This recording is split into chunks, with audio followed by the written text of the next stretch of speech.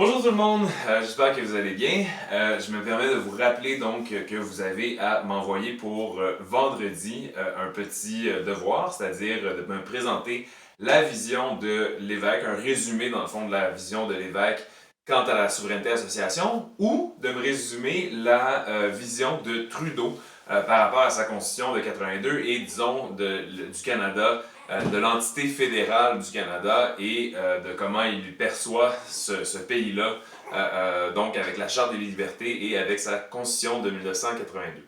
Vous choisissez un ou vous choisissez l'autre et vous me faites une page à double interligne là-dessus que vous m'envoyez donc d'ici à vendredi soir, s'il vous plaît. Écoutez, pour le cours d'aujourd'hui, on est vraiment à l'aube du référendum de 1995 et j'ai envie de vous parler de l'importance de cet événement-là parce que vraiment, c'est marquant, c'est majeur. On peut penser que la question nationale va dominer l'ensemble des années 90 et je vous dirais une bonne partie du début des années 2000. Parce que vraiment, c'est incontournable. Là, les sondages vont fluctuer. Au début des années 2000, lors de ce qu'on a appelé le scandale des commandites, ça va même repasser au-dessus de la barre des 50%. Donc, ça va vraiment être incontournable. Je vous dirais qu'autour de 2007, j'ai envie de dire, jusqu'à nos jours, là, ça va vraiment être relégué au second plan. Moi, je pense qu'à partir du moment où le Parti québécois n'était même plus l'opposition officielle, là, vraiment, dans l'esprit de beaucoup de Québécois, la question nationale, ça a été de balayer du revers de la main parce que vraiment, ce n'était plus autant, disons, une préoccupation.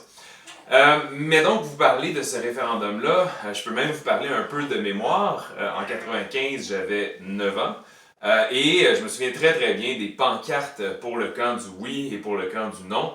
Le non avait une approche un peu plus dramatique où c'était écrit la séparation non, c'est non, M. Parizeau. Alors que le camp du oui avait une approche beaucoup plus, je vous dirais, idéaliste, rêveur un peu. On pouvait y lire oui et ça devient possible. Qu'est-ce qui devient possible? Ben, les pancartes étaient quand même assez bien imaginées là-dessus.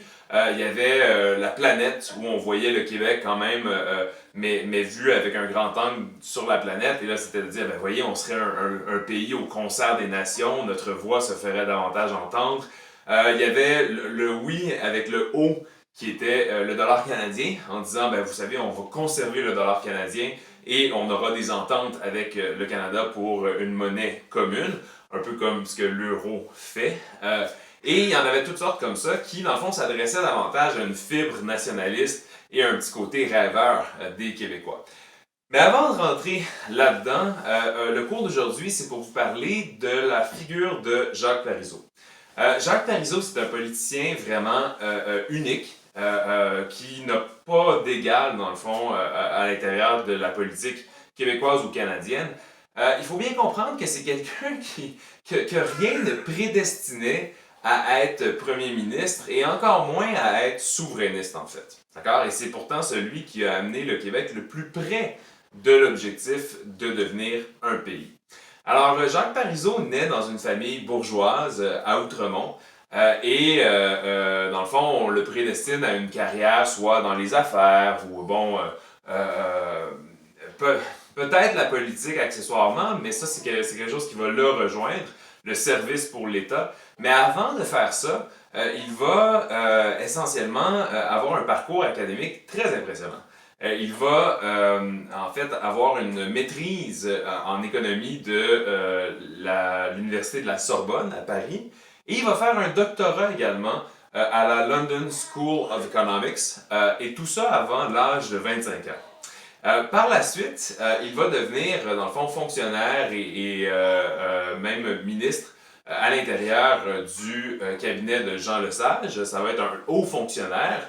À partir de 1965, c'est lors d'un voyage, dans le fond, qu'il va faire en train jusqu'à Banff, dans l'Ouest canadien, où il va dire, en allant à Banff, j'étais fédéraliste, résolument fédéraliste, et en revenant, j'étais souverainiste. Il va commencer à adhérer à la vision de l'évêque, en fait, où il croit que le Québec, dans le fond, aurait avantage à contrôler entièrement sa politique, son économie, etc.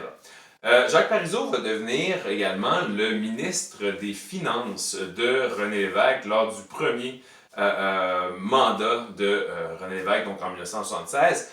Sauf que, contrairement à un Lévesque, Lévesque est d'abord et avant tout un très très grand démocrate. Il respecte la volonté populaire. Quand Lévesque constate qu'avec le référendum de 1980, c'est un échec pour son option, que les gens, même les francophones, n'ont même pas voté à 50% pour le oui, Lévesque va dire il faut forcément donner une chance de plus au fédéral, c'est ce que les Québécois désirent. Jacques Parizeau va dire c'est comme si le pape avait perdu la foi. Vraiment, là, c'est comme notre plus grand leader maintenant ne croit plus à son option. Jacques Parizeau est plus d'une approche volontariste, d'accord? L'indépendance, on va leur en parler avant le référendum, pendant le référendum, après le référendum. On va parler d'indépendance et on va en parler sur toutes les tribunes jusqu'à ce qu'à terme, ça soit tellement clair, tellement bien expliqué, qu'on ait tellement d'adhésion à ça que on va le faire, l'indépendance. On va la faire, l'indépendance, et les gens nous suivront là-dedans. Jacques Parizeau disait, et c'est rigoureusement vrai, à Terre-Neuve, qui est la dernière province à être entrée dans la Confédération canadienne en 1949. Terre-Neuve, ça leur a pris 2 référendums pour entrer dans la Confédération. Le Québec, ça peut bien lui en prendre 2 pour la quitter. Bon, là, de nos jours, ça en prendrait 3, vous allez me dire, mais disons qu'avant 1995, son expression tenait. Et donc, M. Parizeau va quitter carrément le Parti québécois, va claquer la porte parce que lui est en désaccord avec cette approche-là.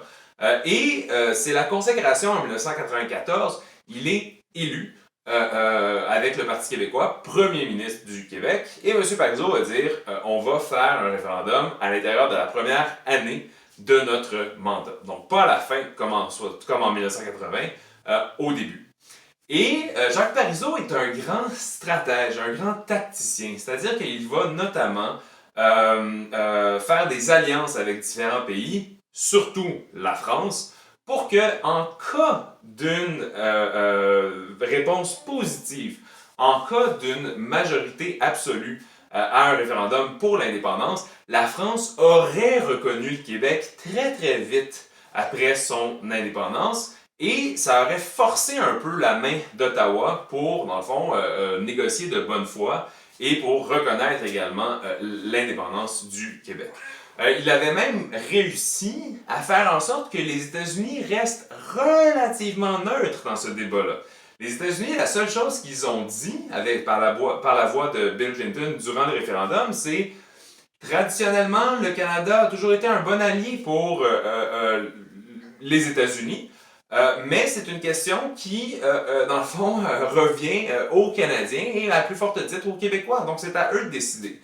Franchement, là, c'était assez génial de la part de M. Parizeau que les États-Unis ne prennent pas davantage position dans le débat que ça. Écoutez, on s'arrête là-dessus pour aujourd'hui. Demain, je vous parle encore davantage de comment s'est déroulé le référendum de 1995. Et on parlera aussi de la fameuse déclaration de M. Parizeau, celle qui va passer à l'histoire.